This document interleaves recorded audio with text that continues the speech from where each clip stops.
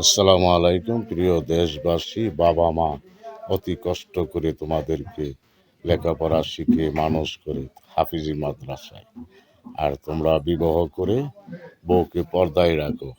মা বাবার কোনো খোঁজ নাই।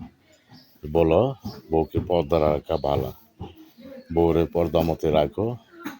আহ, দাদা দাদি নানি দেখতে পারবে, দাদারে আর নানারে দেখাও না। দাদা নানা কি আওয়াজ করে পালে নাই নাতি? বিবাহ করে নিয়ে তোমরা বলো পর্দায় রাখো। বুকরা পরিয়ে বাড়ির বাহিরে বের হলে বুকরা দুটি চোখ শুধু বের করে রাখো। আর এই যে চোখের জিনা হচ্ছে এখন, আগে আমরা ছোটবেলা রাস্তা দিয়ে হাঁটলে দেখতাম মেয়েরা গেলে একটা ছেলে দেখলো সাইডে হারিলে সে ছেলে পাশে সারলে মেয়েরা ঘুমটা দিয়ে হাঁটতো। দুই টুকরা কাপড়, কিন্তু তখনও মেয়েদের লজ্জা শরম ছিল। আর এখন যেই সারা শরীর ডাইকা সিনা টান দিয়ে হাঁটে, দুটি চোখ দোনালা বন্দুকের মতো বের করে চোখের জিনা করতেছে। এখন সর্বোচ্চ গুনাহ করতেছে চোখের জিনা। এই চোখের জিনাই তারা জাহান্নামে যাবে।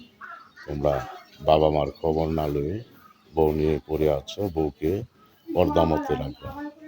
বউকে বাহিরে পুরুষে যেমন না দেখতে পারে। নিজের বাবা তোমাদেরকে জন্ম দিল, তোমার বাবাও দেখতে পারবে না তোমার বউ।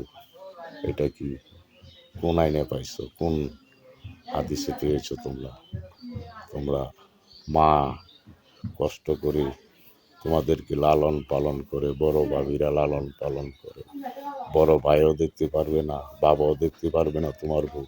তুমি হাফিজি মাদ্রাসায় পড়ে এই বা মৌলানা হয়েছ, তোমার বউ নিয়ে চলতেছে, মার কোনো খোঁজ খবর নাই। আর নানান ফতোয়া দিয়ে মানুষের কাছ থেকে অর্থ আদায় করে নিচ্ছে। বউ নিয়ে শান্তিতে চলবা। একটা কথা মনে রেখো, আল্লাহর ওলি হতে গেলে যখন মনে করে একটা গাভী যদি 2-3 মাসের গাভ থাকে, তাকে আবার পাল দিলে সেই গর্ভ নষ্ট হয়ে যায়। যদি মেয়েদের গর্ভে বাচ্চা যায়, যদি তুমি আবার এটার মধ্যে যাও, তোমার জন্য নাজায়েজ। তো তুমি কোথায় পাইবা আল্লাহর ওলি?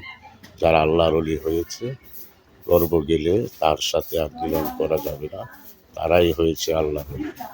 এইসব নয় সই দেখিয়ে আল্লাহর ওলি হওয়া যাবে না। মৌলবী হইতে পারবা, মৌলানা। আল্লাহর ওলি হওয়া যাবে না, আল্লাহ প্রাপ্ত হওয়া যাবে না।